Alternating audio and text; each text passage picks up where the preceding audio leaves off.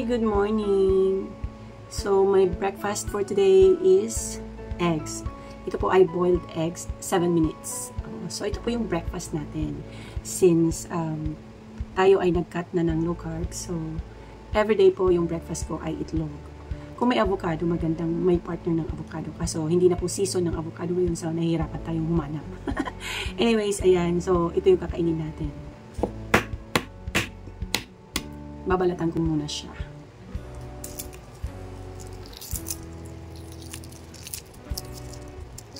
Ayan. So, nabalatan na natin yung isang itlog. Ayan, tingnan nyo. Ang lambot. So, 7 minutes. After 7 minutes, tanggalin nyo sa pinaglutuan nyo, then lagyan nyo ng water na tap water or malamig na water para ma-stop yung pagluto nito. So, ito yung itsura ng ating 7 minutes. Ayan. Of course, kakain na tayo. So, lagyan natin ng salt. Yes, huwag makalimot maglagay ng salt.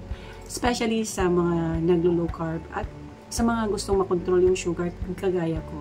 Bakit nga ba kailangan ng salt sa ating katawan? So, based on research guys, kailangan natin ng salt or sodium sa ating katawan kasi nga, meron itong mga role sa ating katawan. Like, ito po ay, syempre, binabalance yung fluid sa ating katawan. So, keeps the right amount of water inside and outside sa ating mga cells. Ayan. So, nagbibigay din po ito ng nerve signals. So, yung sodium helps your nerves send messages properly. O may ganun, o diba?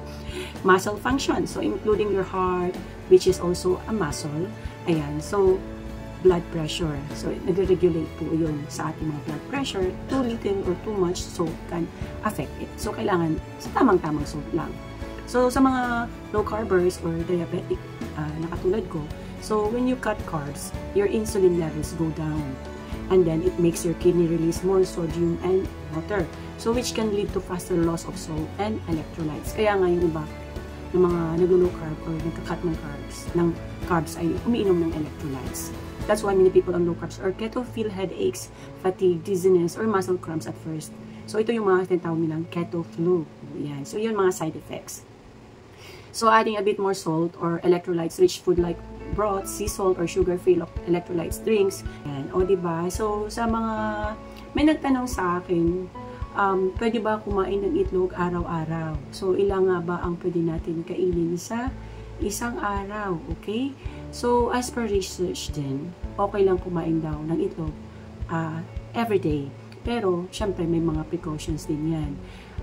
Sa mga merong matataas yung cholesterol, yung mataas yung LDL na cholesterol, may sakit sa puso.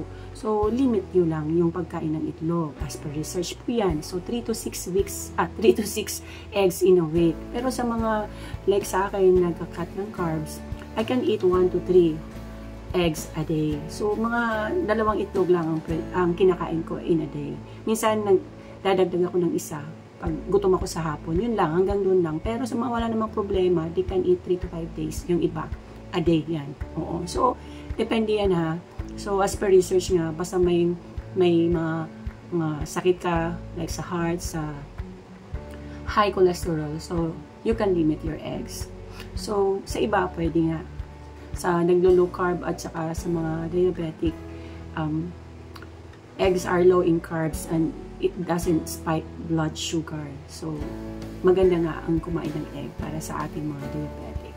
So, yung cholesterol sa eggs usually doesn't cause big problems for most people. But some hyper-responders, yun nga yung may mga matataas yung cholesterol at mataas yung level ng cholesterol, kailangan i-limit. Kasi pag may problem sa heart health or yung hindi stable yung heart, so yun ang caution, yun ang magiging limit natin dahil pag meron mga ganun karamdaman sa katawan. Ganon. So, nanonood ako kay Dr. Brian at yun ang aking natutunan. Of course, research din. Nagbabasa din po muna tayo bago tayo kumain, sumabak sa mga ganito. Alright, so ito na yung ating kakainin. Yung iba gusto yung soft boil. Yung iba naman gusto yung runny, yung egg yolk. Yung pinakita ko 6 minutes, yun, medyo runny siya ng konti. Yung iba gusto nun, pero iba ayaw. Ako 7 minutes yung favorite ko sa luto sa boiled eggs. Ayan. That's it. Thank you for watching. Bye.